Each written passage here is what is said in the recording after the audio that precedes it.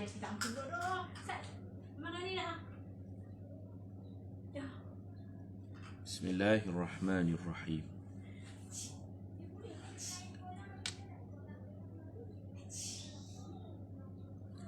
Al-Fatihah. A'udzu billahi minasy syaithanir rajim. Bismillahirrahmanirrahim. Alhamdulillahi rabbil alamin. Wassalatu wassalamu ala asyrafil anbiya'i wal mursalin. Wa ala alihi wa sahbihi ajma'in. Rabbi shrah li sadri wa yassir li amri wahlul 'uqdatam min lisani yafqahu qawli. Subhanaka la ilma lana illa ma 'allamtana innaka antal alimul hakim. ولا حول ولا قوة إلا بالله العلي العظيم. بسم الله ما شاء الله لا قوة إلا بالله ما شاء الله كل نعمة من الله ما شاء الله الخير كله بيد الله ما شاء الله لا يصرف السوء إلا الله أما بعد. Alhamdulillah, pada petang ini dapat kita sambung seperti biasa kuliah kita. Kita dah sampai di penghujung kitab. InsyaAllah pagi besok rasanya ataupun esok lah kita akan khatamkan kitab ini insyaAllah. Petang ni muka surat 428. Faslun fi salati ala al-mayyit. Fasal salat jenazah. Syarat nak salat mesti mayat itu sudah sah dimandikan. Sah mandi baru boleh salat. Kalau mayat ini belum dimandikan atau mandi yang tak sempurna, maka tidak sah salat. Sebab itulah mayat syahid dalam peperangan, apabila Nabi sebut tidak dimandikan, oleh itu tidak disemayangkan. Bila tak mandi, tak semayang. Atau mandi tak sempurna, maka semayang tak sah. Dibincangkan oleh para ulama satu masalah, kanak-kanak yang belum berkhitan. Kanak-kanak lelaki yang belum berkhitan apabila dia mati. Aksiden mati. Jadi budak-budak lelaki yang belum khitan, dia ada kulit qulfah di zakar dia, minta maaf cakap. Ada depan tu dia panggil kulit qulfah. Bila dia mati,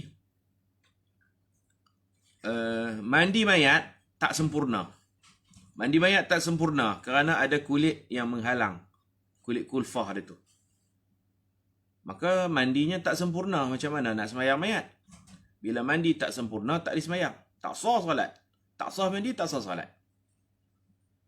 Maka di sini ada dua pendapat ulama. Pendapat pertama, oleh kerana kulit zakar qulfah tu tertutup, air tak masuk, air tak sempurna, maka diganti dengan tayamum. Yang mana boleh mandi.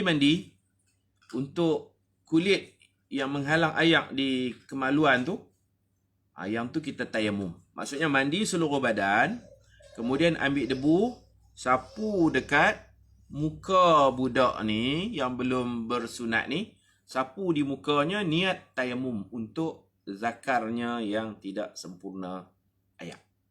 Ambil lagi debu, sapu tangan dia sampai ke siku dia. Sapu tangan dia sampai ke siku. Maka settle lah mandi.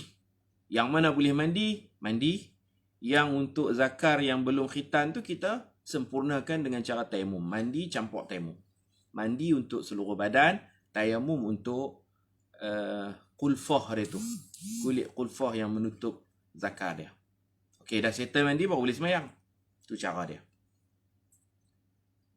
Ada ulama lain, kalau tak silap saya, Imam Ramli, dia kata dah mandi tak sempurna, tak perlu tayamum. Cerita dia mandi tak sah, tak perlu semayang.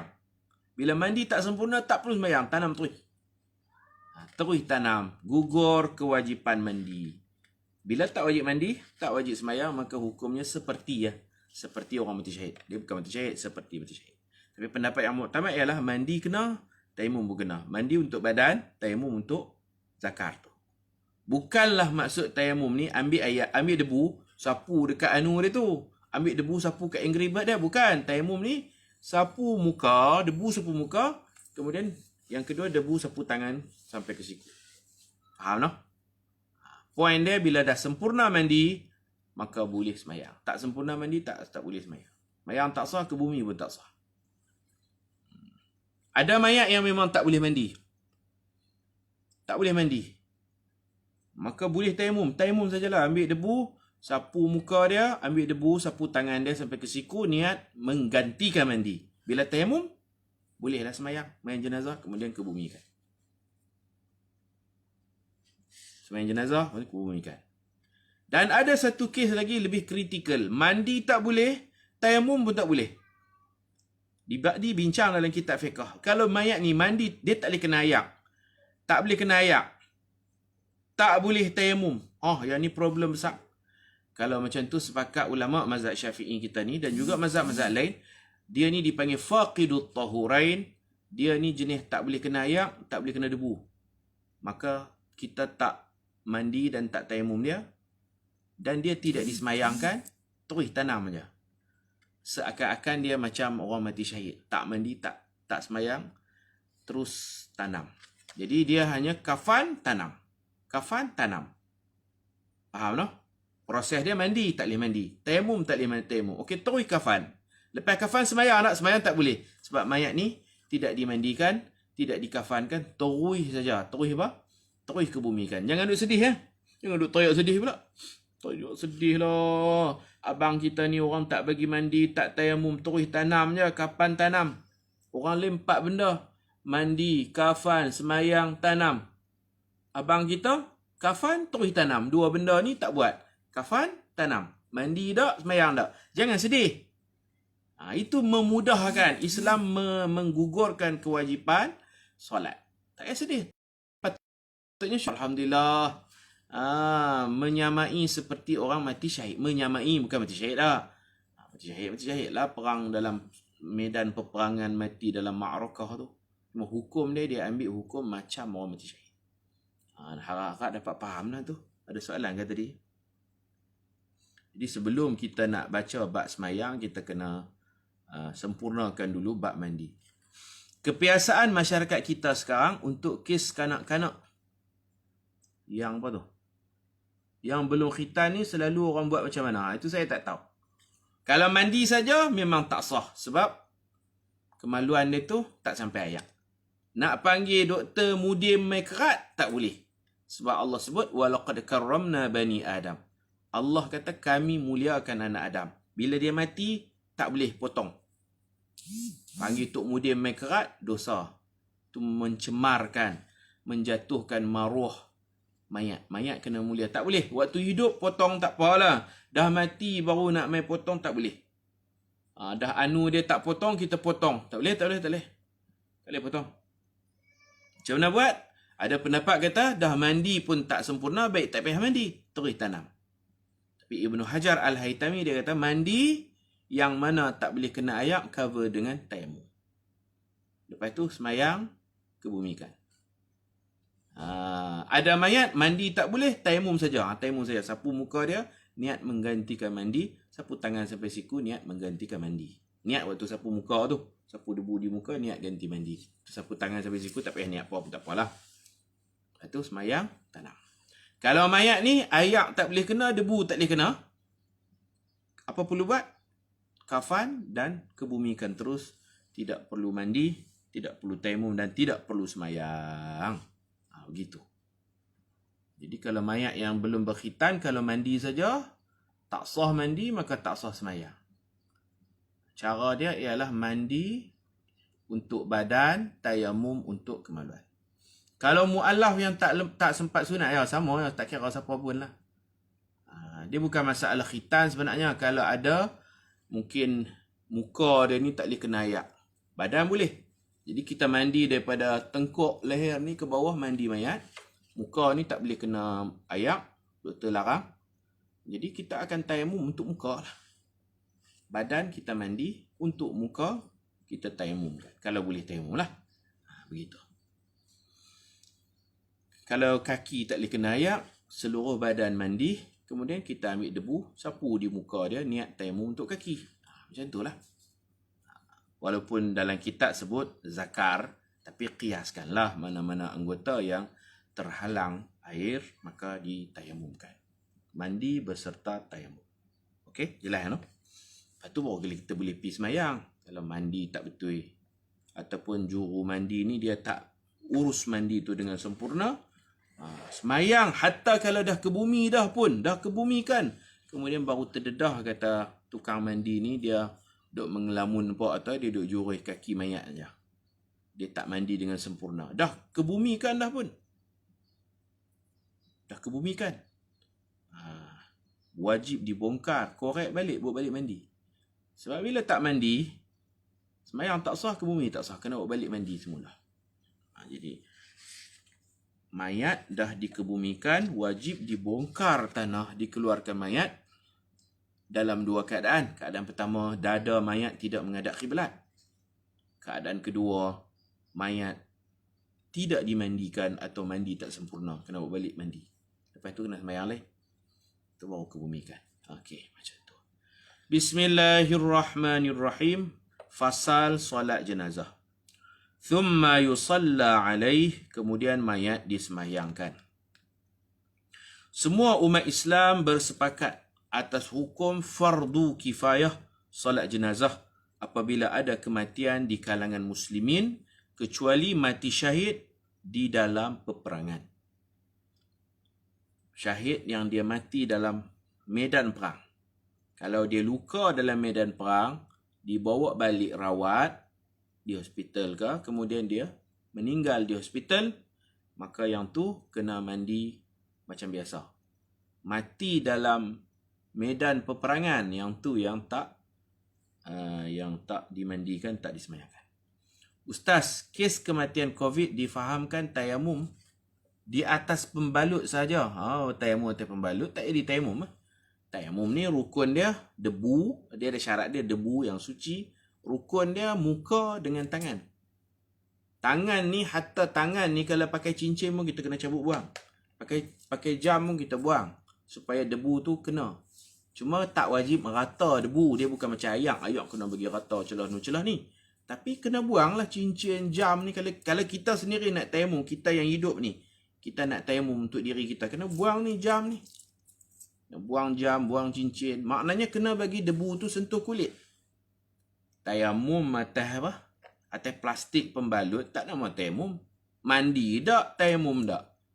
Jadi, tak tahulah. Kalau mayat COVID ni tak boleh kena ayak dan tak boleh kena debu, dia jadi macam kes yang kita sebut lah. Ada mayat boleh mandi. Ada mayat mandi campur tayamum. Ada mayat tayamum saja. Ada mayat mandi tak, tayamum tak. Tanam terus ya, ke bumi terus. Faqidut tahurain, orang yang tak boleh ayak, tak boleh debu. Kalau alergik dengan debu, alergik dengan ayak, terus kebumikan. Kafan dan kebumikan sahaja. Lebih ringkas, jimat waktu lebih mudah. Tak perlu sedih-sedih. Anggap saja ini satu keberuntungan, seperti mana dalam Islam orang mati syahid di tempat perang hanya dikafan dan dikebumikan, maka syukurlah kalau ada pesakit COVID yang dikafan dan dikebumikan, tak semayang, tak mandi, tak tayamum. Alhamdulillah, syukur Allah pilih di kalangan kita yang mana tarafnya menyamai, bukan syahid, tarafnya menyamai dan mengambil hukum orang mati syahid. Ambil hukum saja, ambil hukum orang mati syahid. Kalau nak kata syahid pun syahid dunia je lah. Syahid akhirat, minta maaf, syahid akhirat. Orang mati lemah, orang mati kebakaran, orang mati terkena wabak, mereka ni syahid akhirat. Maksud akhirat, di sisi Allah, dosa-dosa mereka diampunkan, ke semua dosa mereka. Okey, baik. Jadi tayamum atas apa? Tayamum atas pembalut sahaja sah ke tayamum tak sah? Itu bukan tayamum macam tu. Tayamum dia atas kulit. Dia ganti ayak. Okay, jadi kalau dah tak boleh tayamum, tak boleh mandi, terus kebumikanlah. Dia panggil faqidut tahurain dalam kitab-kitab, dalam istilah agama kita, dia panggil faqidut tahurain. Sembahyang jenazah dalam jumlah yang ramai sangat digalakkan dalam Islam. Apabila berlaku kematian di kalangan sahabat, baginda akan menyeru orang ramai untuk menyembahyangkan jenazah itu. An Jabir bin Abdullah radhiyallahu anhuma qala qala Rasulullah sallallahu alaihi wasallam wa qad tuwfiya al-yawm rajulun salihun min al-habshi fahalumma fasallu alaihi qala fasafafna فصلى النبي صلى الله عليه وسلم ونحن صفوف قال جابر كنت في الصف الثاني متفق عليه. Artinya daripada Jabir radhiyallahu anhuma berkata, Rasulullah sallallahu alaihi wasallam bersabda, Nabi umum, pada hari ini telah wafat seorang lelaki yang saleh dari Habsyah, Raja Habsyah, Raja Afrika, iaitu An-Najashi. Nama sebenar dia apa? Nama sebenar dia Ashama. Okey. Nama sebenar dia Ashama. Nabi umum, marilah kita solat ke atas jenazahnya. Ini sembahyang ghaib. Nabi di Madinah, Najashi di Ethiopia. Jibril bagi tahu Nabi, dah Najashi ni dah mandi, dah settle mandi sempurna dah. Jibril bagi tahu Nabi, maka bolehlah sembahyang ghaib. Sembahyang ghaib pun syarat dia mayat tu kita pasti dah dimandikan. Kalau mayat dah dimandikan, bolehlah kita buat sembahyang ghaib. Walaupun mayat tu belum disemayangkan di sana. Okey, boleh buat sembahyang ghaib. Boleh.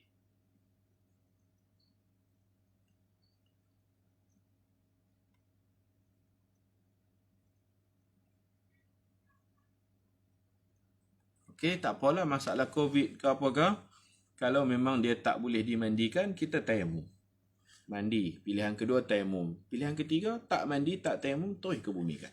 Gitu je. Islam mudah ya. Kata Jabir, maka kami pun berdiri dalam beberapa saf dan Rasulullah SAW mengimami salat jenazah ghaib itu. Kata Jabir, aku berdiri dalam saf yang kedua. Ulama mengatakan salat jenazah sebagai fardu kifayah kerana baginda SAW enggan mengimami jenazah mayat yang tidak membayar hutang. Dan juga ke atas orang yang membunuh diri sendiri. Baginda hanya menyuruh para sahabat agar menyembahyangkan jenazah itu sebagai amaran tegas kepada sesiapa yang cuai dalam membayar hutang.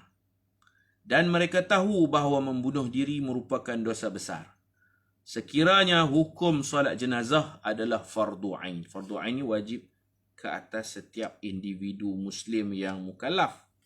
Sekiranya solat jenazah fardu ain ke atas sekalian muslimin, sudah tentu baginda tidak akan mengelakkan diri dari solat itu. Jadi Nabi tak mau sembahyang jenazah mayat yang cuai dalam membayar hutang. Betul anak-anak, bila ayah mati, mak mati, sebelum nak faraid, asingkan duit pengurusan jenazah. Kemudian kalau ada kos untuk bayar hutang, asingkan. Mayat kena bayar hutang. Tanggungjawab waris tolong bayar hutang mayat guna duit peninggalan mayat itu sendiri. Dan satu lagi, kalau mayat ni ada orang hutang dia. Ada orang hutang mayat yang tak sempat bayar dekat mayat mati.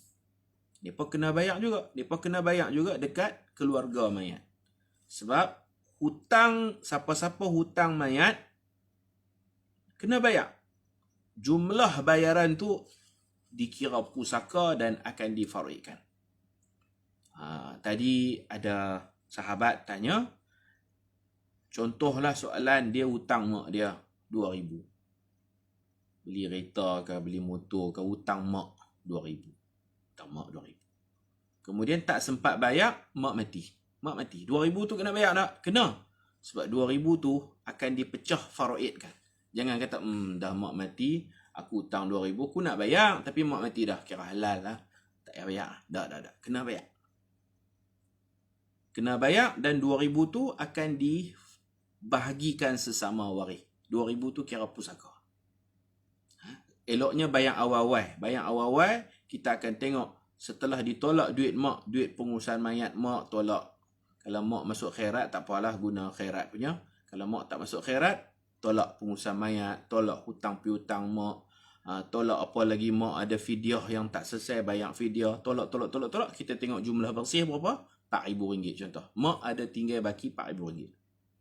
Hutang bayar dah, badal haji buat dah, semualah settle. Baki bersih RM4,000. Rupa-rupanya bukan RM4,000, ada RM2,000 lagi. Abang Long hutang mak RM2,000 tak bayar. Minta Abang Long bayar RM4,000 tambah duit Abang Long hak bayar RM2,000. RM4,000 tambah RM2,000 apa? RM6,000. RM6,000 tu kita akan faraidkan. Sebab tu kena bayar. Siapa hutang orang mati, bayar. Bayar kepada pewaris dia. Bayar bagi cepat sikit. Supaya kita boleh faraid semua sekali. Kalau bayar lambat, contohnya ada RM4,000. RM4,000 tu dah faraid semua dah. Selesai dah. Setelah beberapa bulan, barulah terdedah. Abang Long ni pun dia mengaji, dia duk ingat. Dia hutang mak. Mak mati, kira tak payah bayar. Dah mak mati, bayar apa kan? Lepas dia mengaji, rupa-rupanya dia kena bayar. Dia pun bayarlah RM2,000 tu. RM2,000 tu kita faraid pula. RM4,000 tu kita faraid dah. Kita tak tahu.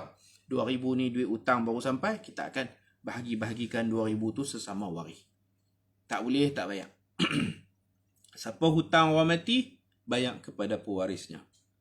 Kalau mayat ada hutang orang, pewaris tolong bayar. Begitu kaedah dia. Selalu lepas sembahyang jenazah, waris akan umum. Siapa-siapa yang ada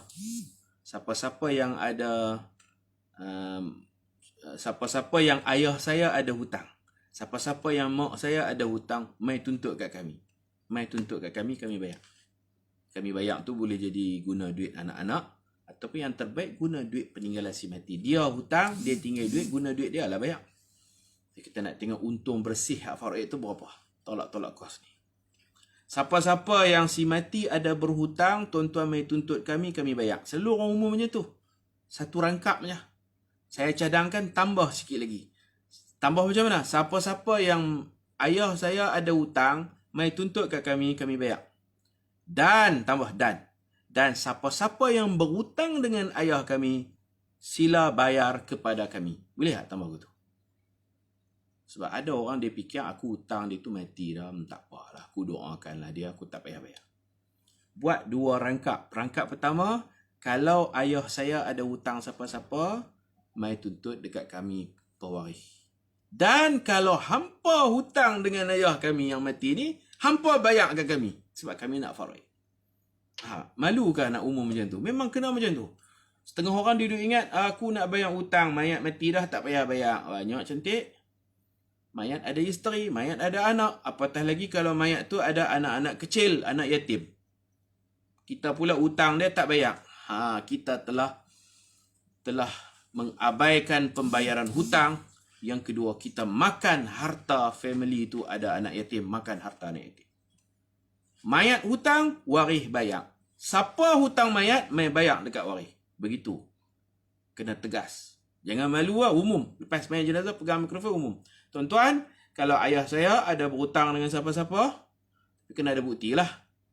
Mai tuntut kat kami. Dan, kalau tuan-tuan hutang ayah saya, jangan lupa, mai bayar dekat kami. Bukan kita nak sangat duit tu, tapi faraid ni hukum, faraid ni syariat. Bila dia tak bayar, kita faraid tu tak habis. Faraid kita tu tak selesai. Faham tak? Faraid kita tu tak habis. Contoh duit sebenar ada RM6,000. Kita duk ingat RM4,000 je. RM2,000 lagi ada di tangan penghutang. Dia tak bayar. Jadi faraid yang kita bahagikan tu tak sempurna. Hukum kita tak sempurna. Ustaz, kalau si mati tak ada anak. Tak ada anak, mungkin dia ada ayah ibu. Ayah ibu dia pun pewaris. Takkan dia sebatang kara kan. Dia tentu ada family. Bila saya sebut tak ada anak, isteri dia ada. Isteri pun tak ada. Dia tak kahwin ustaz. Anak tak ada, isteri tak ada. Mak ayah dia ada. Tok nek dia ada. Brother sister dia ada. Ini kena mengaji faraid lah. Orang yang layak menjadi pewaris itu bukan mesti anak saja. Pewaris ni ada pakcik dia, uncle dia, anak pakcik dia, sepupu dia, semua tu boleh dapat harta pusaka. Bila tak bayar, dua dosa. Yang pertama, tak selesai hutang. Dah dia mati, sampai ke mati kita tak bayar hutang. Lepas mati kita tak bayar lagi, kita berdosa dengan waris dia pula. Itu berdosa dengan dia. Berdosa dengan waris dia. Mana? Sepupu dia pun layak kalau kata dia tak ada anak. Dia tak ada abang, dia tak ada kakak. Dia tak ada pak penakan. Dia ada anak pak penakan, sepupu dia. Sepupu dia layak. Kalau sepupu dia banyak yang kecil-kecil sekolah rendah, takkan budak-budak tu anak yatim? Orang selalu anggap belum apa-apa dah cerita pasal harta. Yang tu kalau orang yang tu tak tahulah saya nak kata. Tapi kalau buat hutang, tak usah beri alasan lah. Kita hutang, kita bayar. Kita hutang, kita kena bayar. Bukan pewaris itu nak harta pusaka. Tapi siapa hutang kena bayar. Hutang dengan orang hidup, bayar. Orang hidup tu dah mati, bayar dekat keluarga. Penting tu. Saya selalu dengar orang hanya umum kalau mayat berhutang. Saya tak pernah dengar lagi orang umum kalau ada siapa-siapa berhutang dengan mayat. Termasuklah royalty. Waktu saya hidup, saya sebagai penulis, contohnya lah, kalau saya menulis ada kontrak dengan mana-mana majalah atau syarikat penerbitan, Telaga Biru ke, Galeri Ilmu ke, saya menulis. Waktu saya hidup, setiap kali mereka cetak, mereka bayar royalty. Bayar dekat saya. Saya hidup. Lepas saya mati, jangan tak bayar. Bayar dekat anak. Saya ada anak, saya ada isteri. Dia kena bayar lah. Kena bayar. Penyanyi yang suaranya sedap, Sony Music rakam dululah cara dulu CD apa semua kan. Dia suara sedap. Itu hak dia. Ketika hidup dia boleh tuntut royalty, suara. Bayar kepada dia. Dia mati jangan senyap. Bayar kepada pewaris dia. Itu. Filem-filem ke apakah, benda-benda hak yang perlu dituntut. Orang hidup tuntut haknya. Bila mati, tuntutan itu turun kepada warisnya. Ada orang dia hanya bayar kepada orang hidup. Lepas penulis tu mati, dia tak bayar dah dekat anak-anak penulis. Itu salah. Royalty tu pun akan difarid. Setiap kali dapat royalty, farid. Setiap kali dapat, farid kepada yang berhak. Kita masuk bab tu lah pula. Lalu duk cerita apa ni? Cerita Nabi tak mau semayang mayat pasal mayat tu hutang tak bayar. Kita pusing. Mayat tak hutang orang. Orang hutang mayat. Itu dalam bab faraid kena bayar. Kena bayar lah. Okey.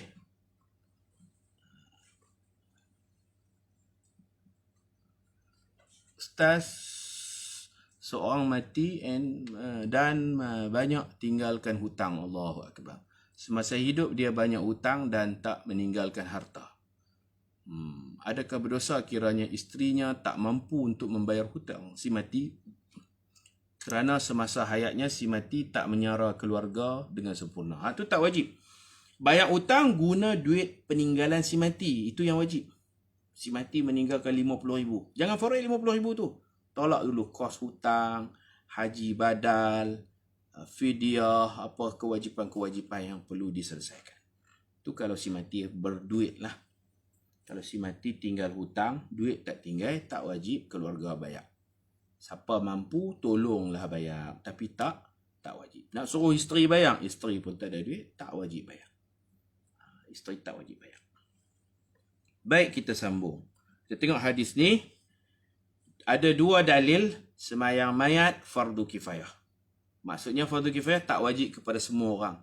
Ada dua dalil. Dalil pertama, Nabi enggan semayang mayat kerana mayat ni berhutang dan tak bayar hutang. Dalil yang kedua, ada yang bunuh diri zaman Nabi bunuh diri. Tak tahulah dia tertekan ke apa, dia bunuh diri, Nabi tak mau semayang. Nabi suruh sahabat je semayang. Itu dalil menunjukkan ia fardu kifayah. Tuan-tuan boleh tengok muka surat 429 berkaitan mayat berhutang dan tidak meninggalkan duit untuk bayar hutang. Juga muka surat 430 berkaitan seorang lelaki yang qatala nafsahu bi masyaqis. Dia bunuh diri dia sendiri dengan sebilah lembing. Yang Nabi tak mau. Nabi nak bagi satu pengajaran sikit. Jangan ada dah siapa bunuh diri, aku tak mau sembahyang mayat. Tapi sahabat-sahabat kena sembahyang lah, fardu kifayah. Di situ juga kita dapat faham bunuh diri dosa besar. Tetapi tidaklah sampai ke peringkat jadi kafir. Bunuh diri tak murtad. Bunuh diri tak kafir. Tapi berdosa besar. Sebab tu Nabi suruh sahabat sembahyang. Hampa sembahyang, aku tak mau sembahyang. Sembahyang jenazah itu fardu kifayah. Muslim. Orang bunuh diri ni Muslim. Kadang-kadang pasal dia gila, kadang-kadang pasal tekanan, macam-macam. Andaian-andaian. Kalau dia kata bunuh diri itu halal, dia telah mengubah hukum haram kepada halal, baru dia murtad. Bukan murtad kerana bunuh diri, tapi murtad kerana merubah hukum yang telah jelas. Okey, baik. Begitu juga para sahabat pernah tengok 430. Begitu juga para sahabat pernah mendirikan sembahyang jenazah tanpa pengetahuan Rasulullah sallallahu alaihi wasallam. Seandainya salat jenazah itu fardu ain, sudah tentu mereka akan memberitahu baginda terlebih dahulu. Yang ni ada hadis berkaitan seorang perempuan berkulit hitam. Saya suka sebut maktam lah. Maktam ni dia sukarela suka cuci Masjid Nabawi.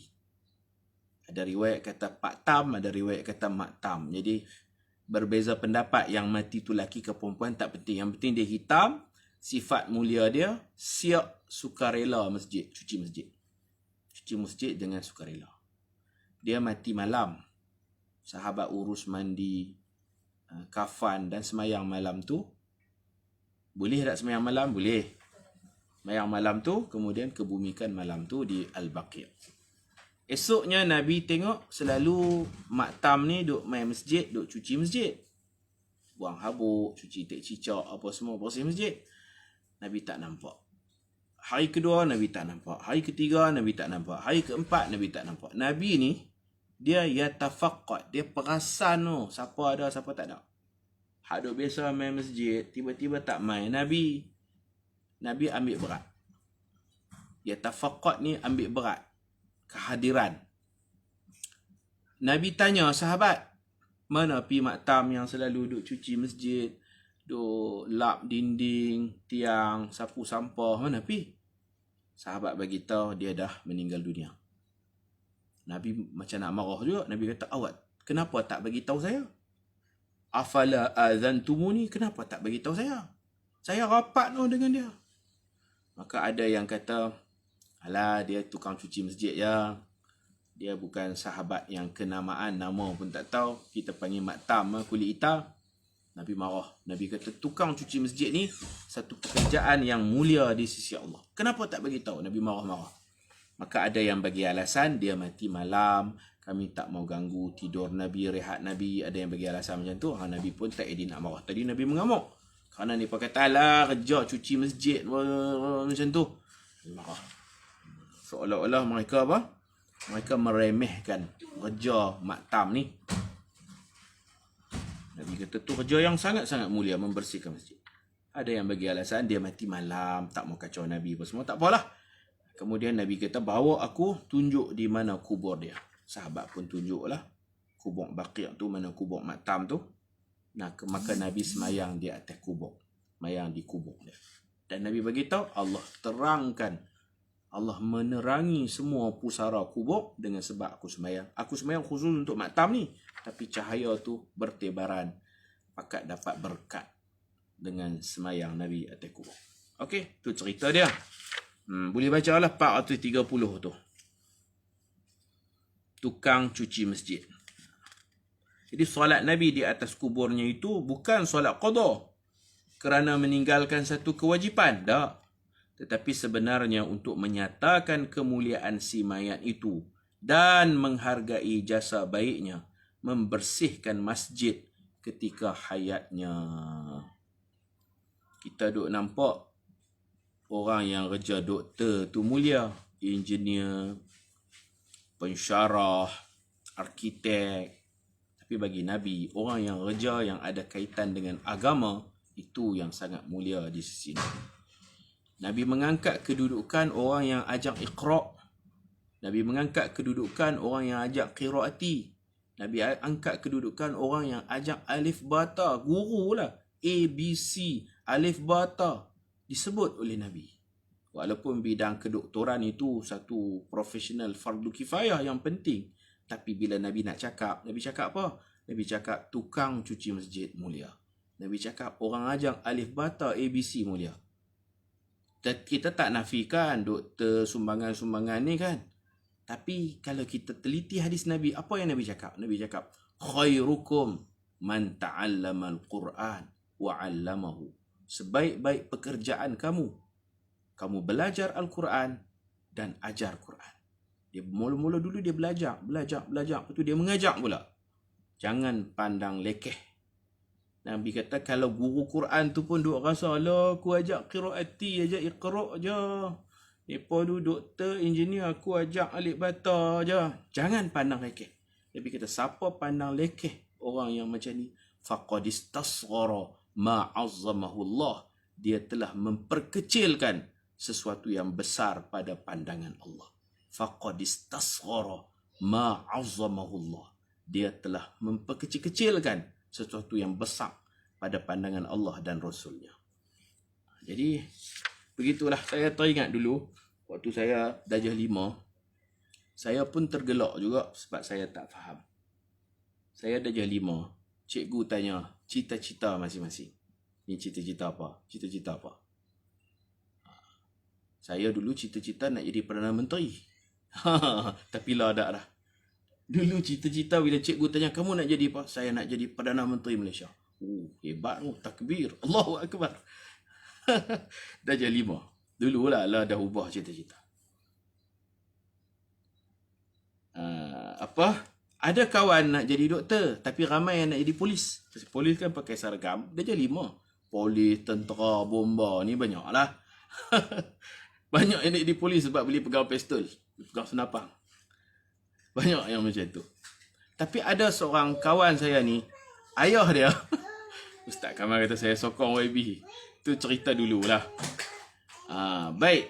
Anak ni, ayah dia Tok Siap masjid. Anak Tok Siap. Cikgu tanya, kamu nak jadi apa? Dia jadi 5, cerita dia 5. Kamu nak jadi apa? Dia pembangun, dia pakai kepiah. Saya tak pakai kepiah, dia pakai songkok hitam. Anak Tok Siap Dia kata, saya nak jadi siap masjid. Kami pekat gelak ke dia. Pekat gelak ke dia. Saya pun gelak lah nak jadi tok siap macam pak dia. Nak jadi tok siap. Nak sapu tek cicak. Apa punya koman lah. Kan? Ada yang nak jadi postman. Postman pun dapat gelak lah. Orang pekat gelak. Tak perlulah gelak kepada cita-cita orang kan. Dia nak jadi siap masjid. Dia nak jadi siap, kami pekat gelak. Antara yang gelak saya. Bila kita mengaji, bagus, Tok Siap bagus. Allowance tak sebanyak mana. Tapi selalu datang masjid, bersih masjid. Ada jaminan syurga untuk mereka. Tu kita tak faham, kita gelak lah nak jadi Tok Siap. Aku nak jadi Perdana Menteri kan, nak jadi Tok Siap ya. Jadi cita-cita tu je, Masya Allah. Baik, kita sambung. Wa yasqutul fardu, dan gugur kefarduan solat jenazah dengan dilaksanakan oleh seorang tak apa dah? Seorang lelaki. Kalau mandi mayat, tak kisah lelaki ke perempuan. Isteri kita boleh mandikan kita. Kita boleh mandikan isteri kita.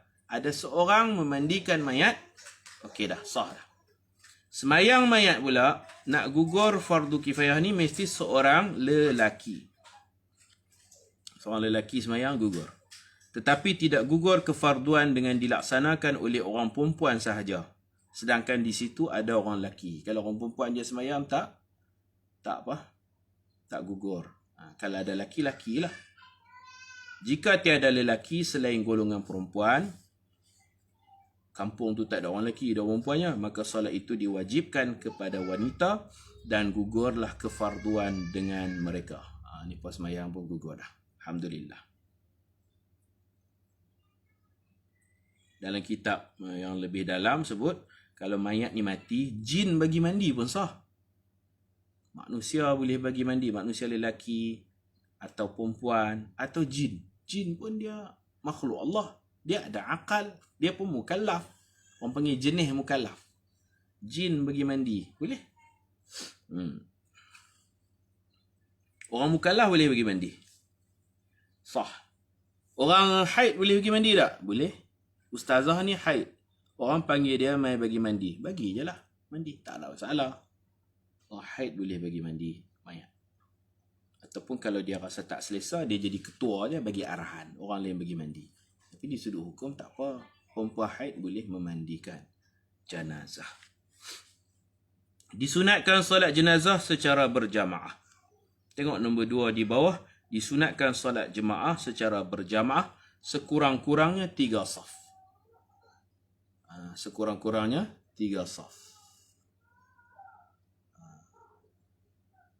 Sekurang-kurangnya 3 saf. Macam mana 3 saf? Katalah ada 7 orang. 7 orang boleh buat 3 saf. Imam depan sekali. Kemudian saf pertama 2 orang. Saf kedua 2 orang. Saf ketiga 2 orang. 2, 2, 2, 6. Campur imam 7. Campur imam jadi 7. Ini ada soalan nak tanya, kalau anak-anak berhutang dengan si ibu. Sebelum ibu meninggal, ibu berwasiat. Selepas dia meninggal, apa-apa hutang anak-anak dengan beliau, beliau halalkan. Macam mana status hutang tu, Ustaz? Oh, dia kata kalau dia mati, dia akan halalkan. Dia akan. Fiqh ni dia undang-undang. Dia kata macam mana? Tengok, kena perhati elok-elok perkataan ibu yang mati tu. Dia cakap waktu hidup. Kan? Dia cakap waktu hidup. Sebelum ia meninggal, ia berwasiat. Okey, dia wasiat tu dia hidup lagi. Dia kata selepas dia meninggal, nanti kalau dia mati nanti, lepas dia mati, apa-apa hutang anak-anak dengan beliau, beliau halalkan. Tak kena tu. Sebab lepas mati bukan hak ibu dah. Ibu nak halal ketika masih ada nyawa. Ibu kalau nak halal waktu masih ada nyawa.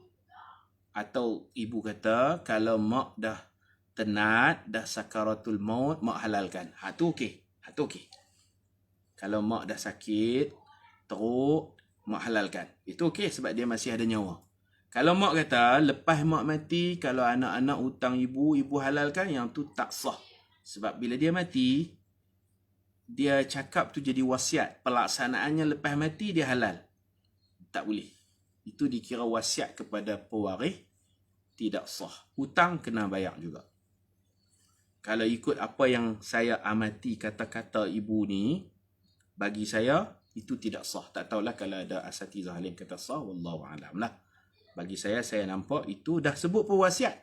Dia wasiatkan kalau dia mati, anak-anak hutang, ibu halal. Ibu tak berhak halal sebab bila dia mati, hutang itu menjadi faraid pusaka. Kena bawa bincang semua sekali. Kalau semua waris baligh. Semua waris tidak ada yang bawah umur. Semua besar-besar dah. Dan semua waris tidak ada yang cacat mental. Semua akal waras.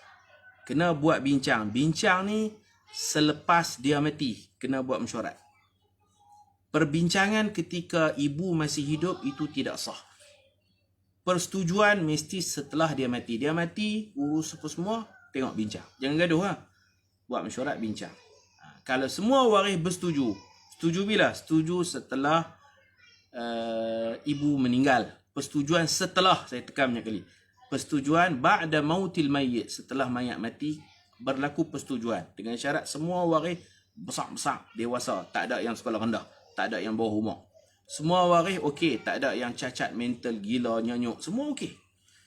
Alhamdulillah. Kalau macam tu okey lah. Sebab hak mereka bukan hak ibu. Ibu masih menuntut hutang ketika hidup. Ibu masih nak anak-anak bayar hutang. Cuma ibu kata kalau mak mati, mak halal. Kalau tu tak jadi. Kalau tu tak jadi. Maksud takkid kot Ustaz. Kalau mati dah. Dia dalam fiqh kena tengok bab wasiat. Itu dia jadi wasiat. Cara cakap tu wasiat. Wasiat kepada pewaris tak sah. maka hutang itu perlu bayar kepada pewaris. Dia mati, okey, tak apa dia mati. Hutang wajib bayar. Bayar ke siapa? Bayar ke pewaris. Pewaris tu antaranya dia sendiri lah, dia pun anak. Tak apa, bayar dulu, letak di satu tabung ke apa ke. Bayar, kemudian kita pecah-pecahkanlah berapa yang patut dia dapat. Dia bayar dan dia juga sebahagian daripada pewaris. Ikut apa yang saya lihat tu, tidak sah lah. Melainkan ibu kata kalau mak dah tak larat dah, mak dah uzuk dah, anak-anak hutang mak halal lah, tu tak apalah. Dia cakap macam lain. Dia kata, dia nama pun wasiat tu dalam soalan ni. Sebelum ibu meninggal, ibu berwasiat. Kita gariskan di situ. Wasiat. Selepas dia meninggal, tu memang jelas.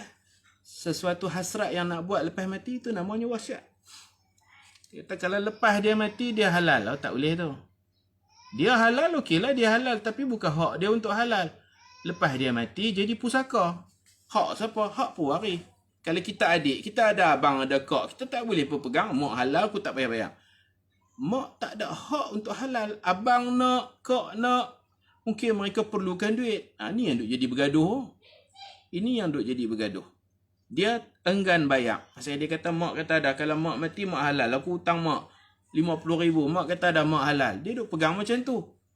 Bagi saya, dia kena bayar. Dia kena bayar. Kerana 50,000 yang dia bayar tu akan dipecah-pecahkan kepada pewaris. Dan akan kembali kepadanya berapa-berapa peratus kan. Kena belajar lah. Faraid. Tutup. Okey, baik. Elok bayar lah. Supaya tak jadi bergaduh. Hutang, kena bayar. Walaupun hutang dengan ibu. Kalau dia masih hidup, kita nak bayar. Dia kata tak payah bayar. Mak halal. Tu tak apalah, dia masih hidup. Dia berhak menentukan. Lepas mati dia, bukan hak dia. Hak sesama pewaris-pewaris. Okey, sunat semayang. 3 saf Nabi sebut. Tidaklah meninggal seorang Islam. Kemudian disemayangkan jenazahnya oleh orang-orang Islam sebanyak 3 saf. Nescaya mayat itu pasti mendapat keampunan dan masuk syurga. Malik, perawi hadis ini, akan membuat 3 saf sekiranya orang yang datang semayang sedikit. Kalau ada 7 orang, kita buat 3 saf. 2 saf, 2 orang, 2 orang, 2 orang. 6 orang, hak depan jadi imam. 7 orang. Buat 3 saf. Jangan buat 1 saf memanjang. Selagi boleh buat 3 saf, kita buat 3 saf. Kalau semayang biasa, ada 6 orang, kita buat 1 saf lah. 6 orang kan. Semayang mayat 6 orang, kita boleh buat 3 saf. Setelah kita bahagikan ikut faraid, tiba-tiba ayah kata sebenarnya dia dalam akaun ibu tu. Tiba-tiba ayah kata sebenarnya dalam akaun ibu tu ada duit ayah. Pula dah. Tu kena bincang lah. Kalau betul duit ayah, waris-waris yakin, ayah jujur, tak apalah. Atau ada bukti ke apa. Ini masalah duit ni payah sikit lah. Dakwaan lah orang panggil, dakwaan. Dalam akaun mak tu ada duit ayah. Ayah pun kena mengaji, kena jujur, kena amanah lah. Tak usah duk buat cari pasal bagi bergaduh anak-anak. Macam tu. Kalau betul duit ayah tuntut, kena bagilah. Kalau betul, kalau dia hanya sekadar dakwaan. Tengoklah yang tuntut tu, kalau dia tu penagih ke, dia mendakwa kata ada duit dia di situ. Susah saya nak habang pun, saya pun tak erti. Dalam bab orang bergaduh ni, kita pun tak erti lah. Betulkah duit ayah ada dalam akaun ibu? Satu. Adakah ini sekadar dakwaan? Adakah duit dia betul? Macam-macam. Pening kepala lah fikir. Ni tak tahulah, tuan-tuan bincang sendirilah dalam soal kekeluargaan ni. Yang tu dia tidak ada peruntukan hukum, dia atas kejujuran. Dakwaan. Dakwaan dia tu sahih tak sahih, itu saya tak tahulah. Jika harta faraid semua bersetuju bahagi sama banyak, bolehkah ustaz? Semua setuju, semua tu baligh, semua tu tak ada yang cacat mental. Semua baligh lah. Jangan ada yang kanak-kanak. Kalau ada kanak-kanak, kena faraid. Kalau semua setuju, tak apa. Tapi saya lebih suka. Macam ni. Kira ikut faraid dulu. Lepas tu kalau siapa setuju nak sama rata, tak apa, kita akan bahagi sama rata. Biar setiap orang dia buka mata, dia nampak cara jalan kira. dia belajarlah serba sikit faraid dan masing-masing dapat tahu hak dia. Dapat tahu masing-masing hak masing-masing. Contoh, anak lelaki patut dapat 10,000, anak perempuan patut dapat 5,000, mak dapat berapa, isteri dapat berapa, ayah, ibu, macam tu. Semua pakat tahu, kemudian barulah kalau mereka setuju, mereka buat pembahagian sama rata. Supaya apa? Supaya orang yang dapat sikit, asalnya faraid dia dapat sikit, kemudian dia dapat banyak. Dan orang yang patut dapat banyak, kemudian dikurangkan duit dia kerana persetujuan sama rata, barulah timbul di situ hak perempuan akan berterima kasih kepada lelaki. Dia patut dapat 5,000 je, dalam kira-kira dia dapat 7,500. Anak lelaki patut dapat 10,000, kita bagi 7,500. Maka adik perempuan akan kasih kepada abang, dia patut dapat 5,000. Macam mana dia dapat 7,500? Hak 2,500 lagi abang dia yang sedekah. Baru dia nampak abangku baik hati. Dan abang pula nampak aku patut dapat 10,000. Tak apa, aku kurangkan hak aku 7,500 aja. Faham tak? 10,000, 5,000, 15,000. Bahagi sama rata, 7,500, 7,500. Hak patut dapat 10,000 akan, tak apalah, aku korbankan hak aku. 10,000 tinggal 7,500. Hak yang dapat 5,000, dia faham dia dapat 5,000, tapi dah bagi sama rata 7,500. 2,500 lagi siapa bagi? Abang dia bagi. Silaturahim akan jadi baik dan dia akan faham. Aku 5,000, hak aku 2,000 lagi abang aku sedekah. Kira dululah cara faraid. Sebab kadang-kadang orang ni dalam mesyuarat, dia tak pandai berbahas. Dia pun tak tahu nak dapat banyak mana. Bila orang cadang sama rata, dia pun tak apalah sama rata. Dia pun tak pandai nak kira. Padahal dia perlukan duit. Kalau kita kira atas-atas cara faraid, jadi dia akan tengoklah, ui, aku patut dapat 10,000. Nak sama rata 7,500. Dia akan bersuara, boleh tak saya ambil 9,000, 1,000 lagi tu saya sedekahkan. Sebab saya pun perlu duit. 10,000 saya ambil 9-nya. Dia tak ikutlah 7,500 tu. Tu kena kira dululah. Bagi saya kira dulu ikut faraid, kemudian kalau nak sama rata ke apa kan lepas pada tu. Masing-masing dia akan tengok hak masing-masing. Okey, baik. Okey, sembahyang jenazah buat 3 saf. Wa tukrahu fil maqbarah, dan makruh di perkuburan. Sengaja nak sembahyang di kubur ni makruh. Makruh solat di perkuburan seperti mana makruh solat-solat yang lain, solat 5 waktu di kubur makruh. Dan tidak makruh melaksanakannya di masjid. Bahkan ia disunatkan. Ini biasalah. Kita di Malaysia sembahyang mayat di masjid ni biasalah. Ada sebahagian pendapat puk masuk mayat dalam masjid ni tak elok. Tapi pendapat yang kuat tak jadi masalah sembahyang mayat dalam masjid. Pendapat ni mereka tengok zaman Nabi sembahyang mayat bukan dalam Masjid Nabawi. Sembahyang mayat di musalla di satu kawasan tanah lapang. Jadi ada yang keras, mereka kata Nabi sembahyang di padang mayat. Raya pun di padang. Gerhana di padang. Minta hujan di padang. Sembahyang mayat bukan dalam masjid, di padang. Jadi ada pendapat yang agak keras kata, mayat ni macam bangkai, tak ada nyawa, tak elok kita buat masuk dalam masjid. Sebenarnya pendapat ni tidak betul. Kita tengok dalil di bawah. Sayyidatina Aisyah berkata, alangkah cepatnya manusia lupa baginda tidak menyembahyangkan jenazah Suhail bin Bayda illa fil masjid, melainkan dalam masjid. Nabi pernah sembahyang jenazah Suhail bin Bayda dalam masjid. Maknanya bukan tak boleh dalam masjid. Boleh.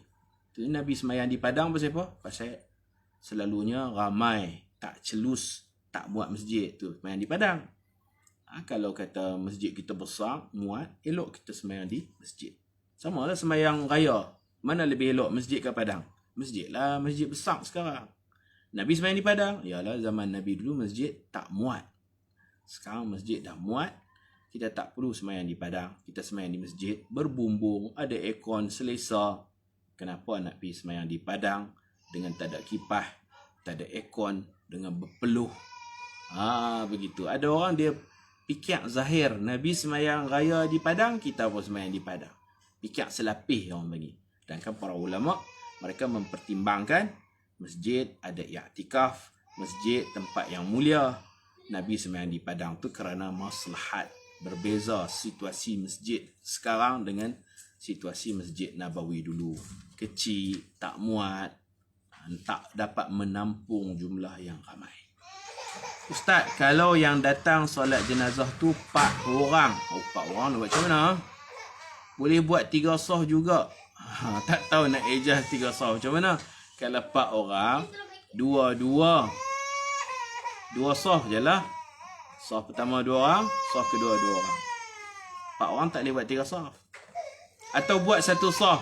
Dah buatlah 2 saf. Buat 2 saf. Buat 2 saf.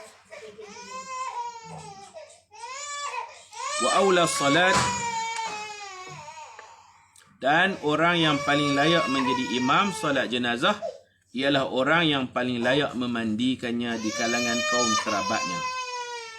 Kecuali golongan perempuan, mereka tiada hak untuk menjadi imam.